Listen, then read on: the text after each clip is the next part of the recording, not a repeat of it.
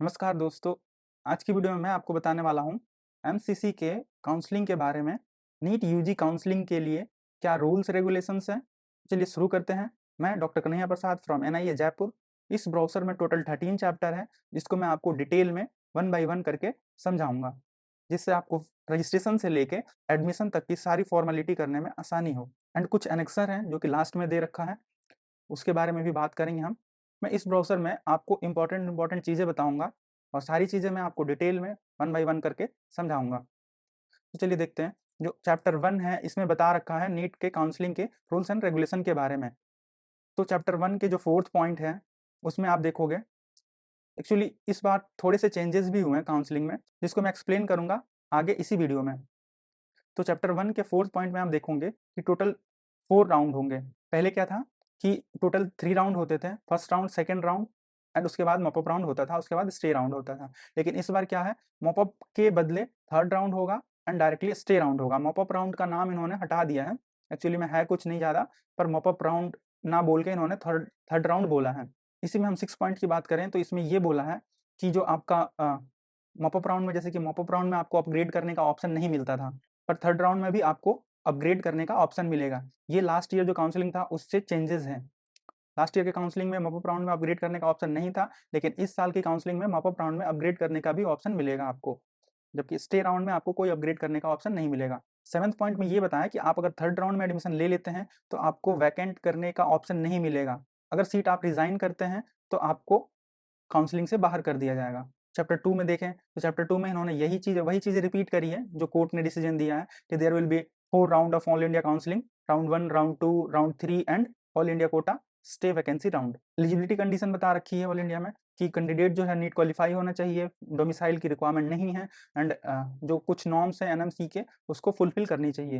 अगले पॉइंट में देखें तो उन्होंने बताया कि conversion of seat round third में होगा। कन्वर्जन ऑफ सीट कहने का मतलब ये है कि जो थर्ड राउंड में पीडब्ल्यूडी की या फिर एससी एसटी की सीटें बच जाती हैं तो उसको कन्वर्ट करा जाएगा दूसरे कैटेगरी के सीटों में। तो कन्वर्जन भी देख लेते हैं, जैसे एसटी पीडब्ल्यूडी की सीटें हैं जो एसटी कैटेगरी में कन्वर्ट हो जाएंगी, एससी की एससी में, और अनरिजर्व पीडब्ल्यूडी की अनरिजर्व में, ओबीसी पीडब्ल्यूडी की ओबीसी में। एंड वही नॉर्मल जो एसटी की सीटें हैं वो एससी में कन्वर्ट होंगी, और जो नॉर्मल एससी की सीटें हैं वो अनरिजर्व में, ईडब्ल्यूएस की सीट है वो अनरिजर्व में, एनआरआई की भी जो सीट है वो भी अनरिजर्व में कन्वर्ट होगी। चैप्टर थर्ड में डीम्ड यूनिवर्सिटीज के बारे में बताया है कि इसकी काउंसलिंग में जो 100% सीटें होती हैं वो ओपन होती हैं एंड एनआरआई के लिए रिजर्वेशन होता है 15% सीटों का। बेसिकली वही डिटेल में बता रखी है। इसमें रिजर्वेशन पॉलिसी बताई है कि एनआरआई कैंडिडेट के लिए 15% सीटें होनी चाहिए। इसी में जैसे कि डीम्ड यूनिवर्सिटीज में कोई रिजर्वेशन नहीं होता, ओबीसी एससी एसटी के लिए सारी सीटें ओपन होती है। एंड हाँ, कुछ सीटें मुस्लिम माइनॉरिटी एंड जैन माइनॉरिटी के लिए रिजर्व होती हैं, वो भी अलग अलग कॉलेजों में, वो कॉलेज के ऊपर डिपेंड करता है। लेकिन एससी एसटी ओबीसी के लिए कोई रिजर्वेशन नहीं होता है। फोर्थ चैप्टर में एम्स के बारे में बता रखा है। एम्स में जो रिजर्वेशन पॉलिसी है उसके बारे में बताया है कि 15% सीटें एससी के लिए रिजर्व होती है, एससी के लिए 7.5%, ओबीसी नॉन क्रीमी लेयर के लिए 27% एंड ईडब्ल्यूएस के लिए 10%, पीडब्ल्यूडी के लिए 5% सीटें रिजर्व होती हैं। एलिजिबिलिटी कंडीशन लगभग सेम ही है। कैंडिडेट जो है क्वालिफाई होना चाहिए नीट में, उसको डोमिसाइल की रिक्वायरमेंट नहीं है। फिफ्थ चैप्टर में ईएसआईसी कॉलेजेस के बारे में बताया है। ये कॉलेजेस इंश्योर्ड पर्सन के लिए होता है। इसमें भी काउंसलिंग का सेम प्रोसेस है, round 1, round 2, round 3 and stray vacancy round. Next आते हैं eligibility condition for insured person quota. तो candidate must have ward of insured person certificate with distinct number और नीट क्वालिफाई होना चाहिए, डोमिसाइल फ्री होना चाहिए। Chapter 6 की बात करें तो इसमें सेंट्रल यूनिवर्सिटी के बारे में बता रखा है। सेंट्रल यूनिवर्सिटी में जैसे कि दिल्ली यूनिवर्सिटी हो गया, जामिया मिलिया हो गया, आईपी यूनिवर्सिटी हो गया।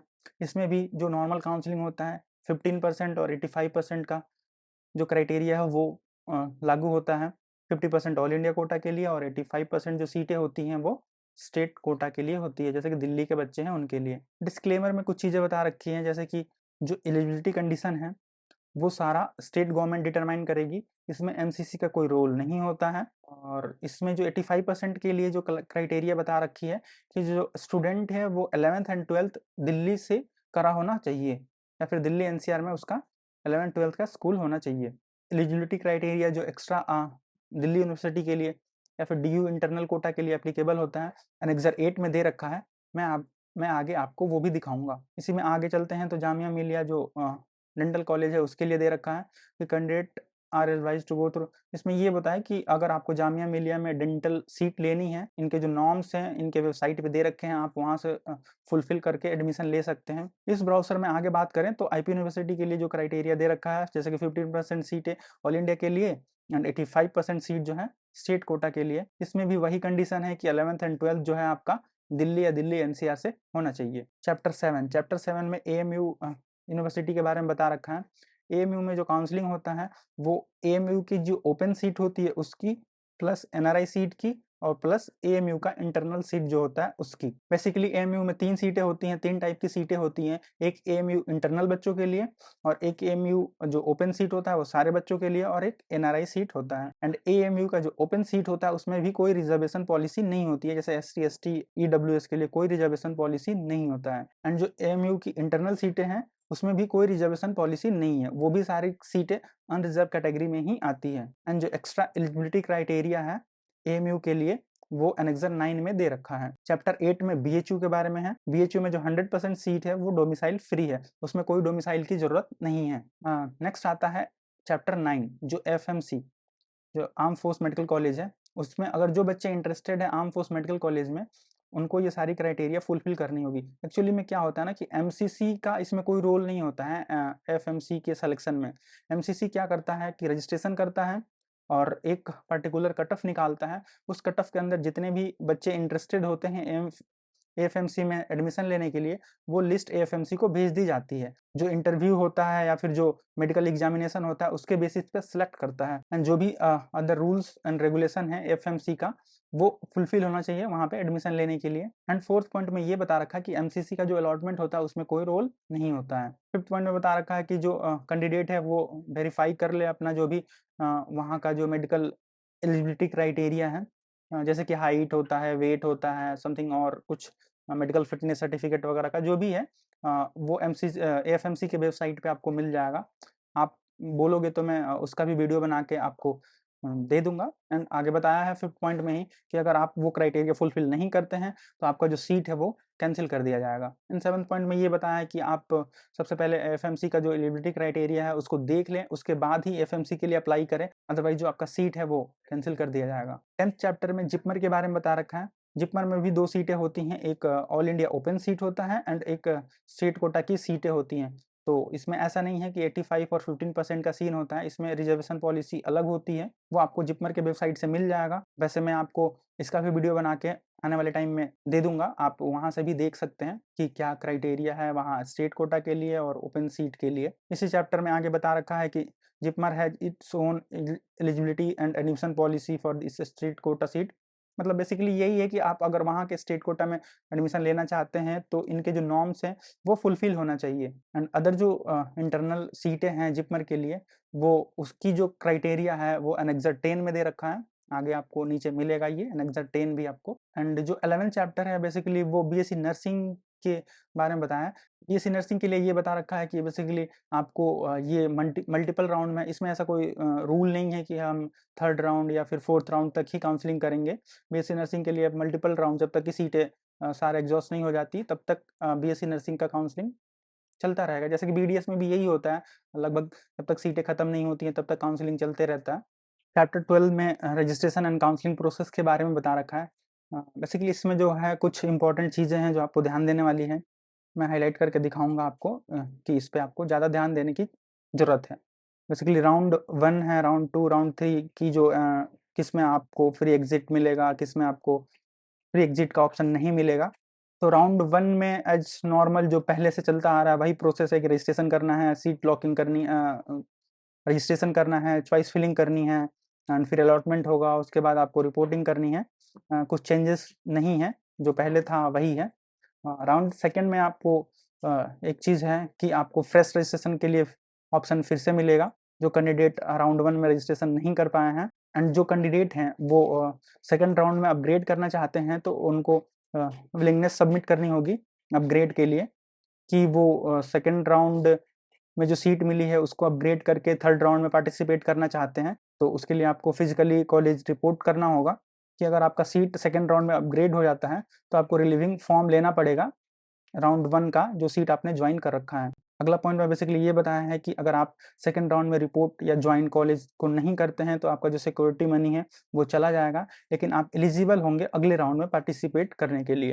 अगला पॉइंट में ये बताया है कि अगर आपका सीट अपग्रेड हो जाता है सेकंड राउंड में, तो आपका जो प्रीवियस फर्स्ट राउंड का सीट है उस पर आपका कोई क्लेम नहीं होगा, मतलब वो आपका सीट कैंसिल हो जाएगा। नोट में कुछ इन्होंने बेसिकली नोट में इन्होंने कुछ चीज़ें बता रखी है कि अगर सेकंड राउंड में कैंडिडेट को सीट अलॉट नहीं होता है तो उसको थर्ड राउंड में रजिस्ट्रेशन करने की ज़रूरत नहीं है, वो डायरेक्टली पार्टिसिपेट कर सकता है। नेक्स्ट राउंड 3 में जो है इसमें भी आपको फ्रेश रजिस्ट्रेशन करने का ऑप्शन मिलता है।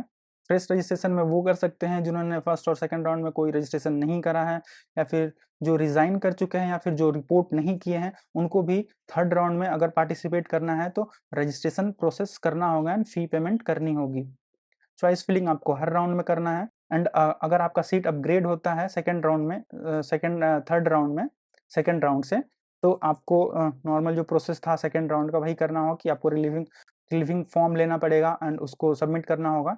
एंड थर्ड राउंड में एक कंडीशन ये है जो इम्पोर्टेंट है कि अगर आप सीट ज्वाइन नहीं करते हैं, अगर सीट आपको थर्ड राउंड में अलॉट होता है या फिर अपग्रेड होता है और आप सीट ज्वाइन नहीं करते हैं, तो आपका जो है सिक्योरिटी मनी वो चला जाएगा एंड आप अगले राउंड में भी पार्टिसिपेट नहीं कर सकते, यानी आप काउंसलिंग से बाहर हो जाएंगे। नोट दे रखा है इसमें एक कि अगर आपको थर्ड राउंड में कोई सीट अलॉट नहीं होता है तो स्टे राउंड में आपको रजिस्ट्रेशन करने की ज़रूरत नहीं है। नॉर्मल चीज़ें हैं कि अगर आपको थर्ड राउंड में सीट अलॉट होता है तो जो आपका सेकंड राउंड का सीट है उस पर आपका कोई क्लेम नहीं होगा। स्टे राउंड के बारे में बता रखा है कि आपको फ्रेश रजिस्ट्रेशन, मतलब आपको बेसिकली चारों राउंड में फ्रेश रजिस्ट्रेशन का ऑप्शन मिलेगा एंड राउंड थर्ड के बाद जो डाटा है वो स्टेट गवर्नमेंट को शेयर करी जाएगी ताकि जो बच्चे हैं वो 2 जगह सीटें नहीं ले सकें। ये एक अच्छा पहल है सीट ब्लॉकिंग को रोकने के लिए। स्टे वैकेंसी राउंड में एक बहुत ही इम्पोर्टेंट पॉइंट है कि अगर आपको स्टे राउंड में कोई भी सीट अलॉट हो जाता है तो आपको ज्वाइन करना होगा, यानी कॉलेज रिपोर्ट करना होगा। अगर आप कॉलेज रिपोर्ट या ज्वाइन नहीं करते हैं तो आपको काउंसलिंग से बाहर कर दिया जाएगा और आप 2 साल तक फिर काउंसलिंग में पार्टिसिपेट नहीं कर सकते। आपके पैसे भी चले जाएंगे, सिक्योरिटी मनी, एंड आपको डिबार्ड कर दिया जाएगा 2 साल तक के लिए। स्टे राउंड में पार्टिसिपेट करते हैं तो इस चीज़ का ध्यान रखें। आगे कुछ FAQs दे रखी हैं जो इम्पोर्टेंट है, मैं आपको बताता हूँ। क्वेश्चन नंबर 8 की बात करते हैं तो इसमें ये दे रखा है बेसिकली कि आपको क्या राउंड 1 में रिपोर्ट या ज्वाइन कॉलेज करना होगा अगर आप राउंड 2 में पार्टिसिपेट करना चाहते हैं तो इसका कोई मतलब नहीं है, आप नहीं भी कर सकते हैं। आप चाहे तो कर सकते हैं, आप चाहे तो नहीं भी कर सकते हैं। नहीं भी करेंगे तो आपको सेकंड राउंड में पार्टिसिपेट करने का ऑप्शन मिलेगा। एंड हाँ, अगर आप चाहते हैं कि आपका फर्स्ट राउंड का भी सीट रिजर्व्ड रहे, कि अगर आपको अपग्रेड नहीं होता है तो वो सीट आपकी बची रहे, तो आपको कॉलेज में रिपोर्ट करना होगा। और अगर आप चाहते हैं कि वो सीट की ज़रूरत नहीं है हमको एनी हाउ, तो आप बिना रिपोर्ट किए भी पार्टिसिपेट कर सकते हैं। तो उस कंडीशन में क्या होगा कि आपका जो फर्स्ट राउंड का सीट होगा वो कैंसिल हो जाएगा, और अगर आप रिपोर्ट कर देते हैं तो वो सीट आपका रिजर्व्ड रहेगा। अगर आपको सेकंड राउंड में अपग्रेड होकर सीट नहीं मिलता है तो आपका वो सीट बचा रहेगा। क्वेश्चन नंबर 9 में है कि if a candidate does not report at a allotted college during round 2, whether he has to register again for round 3। तो यस, आपको जो मैं पहले ही बताया था कि अगर आप सेकंड राउंड में सीट आपको अलॉट होता है और आप ज्वाइन या फिर रिपोर्ट नहीं करते हैं तो आपका सिक्योरिटी मनी चला जाएगा एंड आपको फिर से रजिस्ट्रेशन करके आप थर्ड राउंड में पार्टिसिपेट कर सकते हैं। उसमें फिर आपको सिक्योरिटी मनी भी डिपॉजिट करनी पड़ेगी। एंड 12 नंबर क्वेश्चन में ये पूछ रखा है कि क्या जो कैंडिडेट है वो जो फर्स्ट राउंड का चॉइस फिलिंग है वही कंटिन्यू रह सकता है सेकेंड राउंड में। तो नहीं, आपको हर राउंड में फ्रेश चॉइस फिलिंग करनी है एंड चॉइस लॉकिंग करनी है, अदरवाइज वो नील एंड वॉइड माना जाएगा। 13 नंबर क्वेश्चन में ये है कि आप क्या मैं जो अगर सेकेंड राउंड का सीट ज्वाइन कर लिया हूँ तो क्या मैं रिजाइन कर सकता हूँ? तो ऑब्वियसली आप रिजाइन कर सकते हैं। दोनों ऑप्शन है आपके पास। अगर आप चाहें तो अपग्रेड कर सकते हैं और आप चाहे तो रिजाइन कर सकते हैं। अपग्रेड करेंगे तो आपका जो सिक्योरिटी मनी है वो रिजर्व्ड रहेगा, और अगर आप रिजाइन करते हैं तो आपका जो सिक्योरिटी मनी है वो चला जाएगा। एंड 14 क्वेश्चन में है कि who is eligible for third round. वो कैंडिडेट जिसको फर्स्ट और सेकंड राउंड में सीट नहीं मिली है वो ऑब्वियसली एलिजिबल है, एंड जिन्होंने अपना सीट रिजाइन कर रखा है वो भी फ्रेश रजिस्ट्रेशन करके पार्टिसिपेट कर सकते हैं। एंड वो कैंडिडेट जिन्होंने सेकंड राउंड में अपग्रेडेशन के लिए ऑप्शन दे रखा है वो भी थर्ड राउंड में एलिजिबल है पार्टिसिपेट करने के लिए। कुछ नहीं, बेसिकली वही नॉर्मल टर्म एंड कंडीशन है। 16 क्वेश्चन में वही है कि क्या मैं रिजाइन कर सकता हूँ ज्वाइन करने के बाद थर्ड राउंड में। तो ये इंपॉर्टेंट चीज़ें हैं कि अगर आपको थर्ड राउंड में सीट मिल गया और आप ज्वाइन कर लिए तो आप रिजाइन नहीं कर सकते। अगर आप थर्ड राउंड में रिज़ाइन करते हैं तो आपका सिक्योरिटी मनी तो जाएगा ही जाएगा, साथ में आप काउंसलिंग से भी बाहर हो जाएंगे। आगे हम बात करें 23rd नंबर क्वेश्चन में, तो बेसिकली वही चीज़ें जो मैंने आपको ऊपर बताई है कि क्या जो अगर मैं ऑप्ट करता हूँ अपग्रेडेशन के लिए सेकेंड या थर्ड राउंड में, तो मेरा जो पहले का सीट है वो रिजर्व रहेगा या नहीं। तो पहले की जो सीटें हैं, अगर आपको सीट अपग्रेड होकर मिल जाता है तो वो आपका सीट नहीं रहेगा, वो कैंसिल हो जाएगा। अगर अपग्रेड के लिए आपने ऑप्शन दिया है और आपका कोई अपग्रेड नहीं होता है तो वो आपका जो सीट है वो बचा रहेगा। एंड 24 नंबर क्वेश्चन में है कि क्या अगर मेरे को अपग्रेड होता है सीटें तो मैं डायरेक्टली कॉलेज ज्वाइन कर सकता हूँ क्या। तो नहीं, आपको सबसे पहले तो एमसीसी की वेबसाइट से एक लिविंग लेटर जो है वो डाउनलोड करना होगा, उसके बिना आप ज्वाइन नहीं कर सकते। एंड 25th नंबर क्वेश्चन में है कि मेरे को सीट अपग्रेड होता है सेम कॉलेज में ही तो मेरा क्या होगा। जैसे कि दूसरी कैटेगरी में पहले अलॉट हुआ था, फिर अपग्रेड होकर दूसरी कैटेगरी में अलॉट हो गया, तो उसमें बेसिकली आपको पहले जो सीट था वो कैंसिल हो जाएगा, और जो दूसरा सीट है मतलब दोनों बार ही आपको रिपोर्ट करना पड़ेगा उस कॉलेज में। 27 नंबर क्वेश्चन में दे रखा है कि अगर हम मिस्टेक से डीम्ड यूनिवर्सिटी या फिर ऑल इंडिया कोटा में कुछ गलती हो जाती है, मतलब कोई एक सेलेक्ट नहीं कर पाते हैं, तो क्या मेरे को रिसेट करने का ऑप्शन मिलेगा। तो यस, आपको रिसेट करने का ऑप्शन मिलेगा, लेकिन एक ही बार मिलेगा। अगर आप दूसरी बार गलती करते हैं तो फिर आपको रिसेट करने का कोई ऑप्शन नहीं मिलेगा। आपको डीम्ड यूनिवर्सिटी सेलेक्ट करना था या फिर एएमयू सेलेक्ट करना था या फिर बीएचयू सेलेक्ट करना था, वो आपने सेलेक्ट नहीं किया और आगे बढ़ गए और फी वगैरह पेमेंट कर दिया, तो एक बारी ऑप्शन मिलेगा कि आप उस कॉलेज को दोबारा सेलेक्ट करें अगर आप उसमें इंटरेस्टेड हैं एडमिशन लेने के लिए। तो 28 नंबर क्वेश्चन में ये है कि क्या सेकेंड राउंड से थर्ड राउंड में सीटें अपग्रेड होती हैं। तो यस, सीटें अपग्रेड होती हैं। अगर आपको थर्ड राउंड में सीटें अलॉट होती है तो आप स्टे वैकेंसी राउंड के लिए एलिजिबल नहीं होंगे अगर आप ज्वाइन नहीं करते हैं। अगर आपने ज्वाइन कर लिया तो आपको रिजाइन करने का ऑप्शन नहीं मिलेगा। तो थोड़ा थर्ड राउंड में जो भी कैंडिडेट पार्टिसिपेट करेंगे उनको ध्यान देने की बात है कि वो थोड़ा संभल के और सोच समझ के डिसीजन लें। 30 नंबर क्वेश्चन में यही है कि क्या फ्रेश रजिस्ट्रेशन का ऑप्शन मिलेगा स्टे वैकेंसी राउंड में। तो यस, आपको हर राउंड में ही मिल रहा है फ्रेश रजिस्ट्रेशन का ऑप्शन। 32 नंबर क्वेश्चन में ये है कि हम मेरे को कौन कौन से डॉक्यूमेंट ले जाने हैं। तो आप एक बार वीडियो पॉज करके देख सकते हैं कि अलॉटमेंट लेटर ले जाना है, एडमिट कार्ड ले जाना है, rank letter, land date of birth certificate ले जाना है, 10th 12th marksheet, passport size photo वगैरह वगैरह, ये सारी चीज़ें ले जानी है आपको जो आप फिजिकली रिपोर्ट करेंगे कॉलेज में वहाँ पे। एंड जो कैटेगरी सर्टिफिकेट है वो भी आपको ले जानी है एससी एसटी ओबीसी के लिए। एंड 34 नंबर क्वेश्चन में ये है कि अगर आपका कोई स्पेलिंग मिस्टेक होता है नाम में तो कोई दिक्कत होगी क्या। तो नहीं, ऐसा कोई दिक्कत नहीं है, आप डॉक्यूमेंट ले जाके वहाँ पे दिखा सकते हैं कि मतलब बेसिकली आपको प्रूफ देना पड़ेगा कि हाँ, ये आपका ही नाम है। एंड साथ में आपको एक एफिडेविट भी लगेगा जो आप कोर्ट से बनवा सकते हैं। वो नॉर्मल प्रोसेस है, इजीली बन जाता है, कोई दिक्कत नहीं होती है उसमें। तो ये सारा था जो इम्पोर्टेंट एफएक्यू था। आगे बता रखा है चैप्टर 13 में एप्लीकेशन फ़ी कैसे सबमिट करनी है, एप्लीकेशन फॉर्म कैसे फिल करना है, रजिस्ट्रेशन प्रोसेस वगैरह क्या करना है। तो बेसिकली डीम्ड यूनिवर्सिटीज़ के लिए 5000 आपको नॉन रिफंडेबल रजिस्ट्रेशन फीस देनी है, 2 लाख रुपए सिक्योरिटी मनी डिपॉजिट करनी है। एंड ऑल इंडिया कोटा मतलब गवर्नमेंट कॉलेज के लिए आपको 1000 देना है अनरिजर्व और ईडब्ल्यूएस के लिए, एंड 500 देना है आपको एससी एसटी और ओबीसी कैटेगरी के लिए। एंड जो सिक्योरिटी मनी है वो गवर्नमेंट कॉलेज के लिए वो 10,000 रुपये है। तो बेसिकली आपको टोटल 11,000 रुपीज़ सबमिट करनी है अगर आप चाहते हैं पार्टिसिपेट करना ऑल इंडिया के गवर्नमेंट कॉलेज में, अगर और आप जनरल कैटेगरी के हैं। वही आप अगर एससी कैटेगरी के हैं या फिर ओबीसी कैटेगरी के हैं तो आपको 5,500 रुपये सबमिट करनी होगी। एंड आगे इसी में रिफंड रूल के बारे में बता रखा है कि रिफंड का प्रोसेस क्या होगा और किस अकाउंट में रिफंड होगा। तो जो आपका सिक्योरिटी मनी है जिस अकाउंट से डेबिट होगा, या चाहे वो क्रेडिट कार्ड, डेबिट कार्ड या सेविंग अकाउंट या करेंट अकाउंट होगा, उसी सेम अकाउंट में रिफंड होगा। इसमें बता रखी है कि आपको ध्यान देने की बात यह है कि जो भी आप अकाउंट यूज़ करेंगे उसको आप तब तक एक्टिव रखें जब तक आपका सिक्योरिटी मनी रिफंड नहीं आ जाता।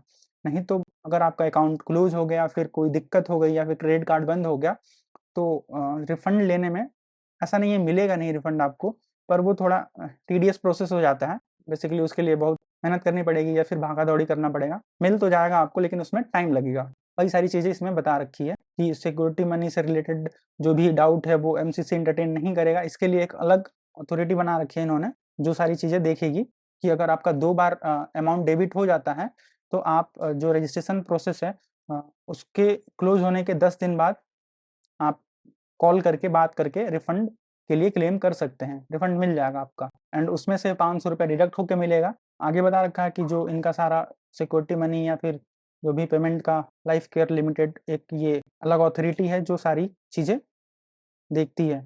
अगर आपको रिफंड वगैरह के लिए क्लेम करना है तो आपको इनसे ही कॉन्टैक्ट करना होगा, एमसीसी का कोई रोल नहीं होता है इसमें। हेल्पलाइन नंबर दे रखा है, आप इस पे कॉल कर सकते हैं या फिर मेल कर सकते हैं। मेल आपको रजिस्टर्ड मेल आईडी से ही करना है, तभी वो एंटरटेन करेंगे, अदरवाइज़ वो आपको एंटरटेन नहीं करेंगे। रिफंड से रिलेटेड कोई आपकी क्वेरी है या फिर कोई भी डाउट है, तो जो रिफंड प्रोसेस है उसके 10 दिन बाद आपको क्लेम करना है, उससे पहले ये एंटरटेन नहीं करेंगे। आगे कॉन्टैक्ट अस में दे रखा है कि एमसीसी को आपको कॉन्टैक्ट करना है, तो इनका फ़ोन नंबर वगैरह दे रखा है, ईमेल आईडी वगैरह दे रखी है, तो आप देख सकते हैं, आपको ज़रूरत पड़े तो। अगर आपको कोई असिस्टेंट चाहिए होगा तो आप मेरे से कॉन्टैक्ट कर सकते हैं, मैं आपको सॉल्यूशन प्रोवाइड करा दूँगा। आगे अब एनेक्सर आते हैं। एनेक्सर 5 जो है वो ईडब्ल्यूएस के लिए है, तो अगर आप ईडब्ल्यूएस में फ़ॉल करते हैं तो आपको ये सर्टिफ़िकेट बनवानी होगी इसी फॉर्मेट में। ईएसआईसी जो कॉलेजेस हैं उनमें पार्टिसिपेट करने के लिए क्या एलिजिबिलिटी क्राइटेरिया है, तो एनेक्सर 7 ये दे रखा है, इसमें आप देख सकते हैं। आप चाहे तो वीडियो पॉज़ करके इसको देख सकते हैं अगर आपके लिए एप्लीकेबल है।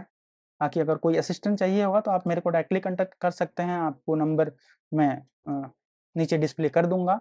आप ईमेल आईडी के थ्रू कॉन्टैक्ट कर सकते हैं या फिर आप सोशल मीडिया के थ्रू कॉन्टैक्ट कर सकते हैं, आपको जैसा सही लगे, सारी सुविधाएँ आपको ईज़िली मिल जाएगी। नेक्सर 8 में जो दिल्ली के लिए था एलिजिबिलिटी क्राइटेरिया वो सारी चीज़ें दे रखी हैं। आप ये आपको दिल्ली के वेबसाइट पे भी मिल जाएगा। आपको अगर किसी स्टेट का वेबसाइट सर्च करने में या फिर नहीं मिल पा रहा ऑफिशियल वेबसाइट, तो आप मेरे को कमेंट सेक्शन में बता सकते हैं या फिर मेरे को डायरेक्टली कॉन्टैक्ट कर सकते हैं, व्हाट्सएप पे मैसेज कर सकते हैं या फिर इंस्टाग्राम पे मैसेज कर सकते हैं। मैं आपको प्रोवाइड करा दूँगा। तो ये था आज का सारा वीडियो। आप कमेंट करके ज़रूर बताएँ कि आपको वीडियो कैसा लगा, और ये वीडियो आपको थोड़ा-सा भी हेल्पफुल लगा हो तो प्लीज़ लाइक एंड सब्सक्राइब ज़रूर करें हमारे चैनल को। हमारे साथ जुड़ने के लिए बहुत-बहुत धन्यवाद। अपना ध्यान रखें। Thank you.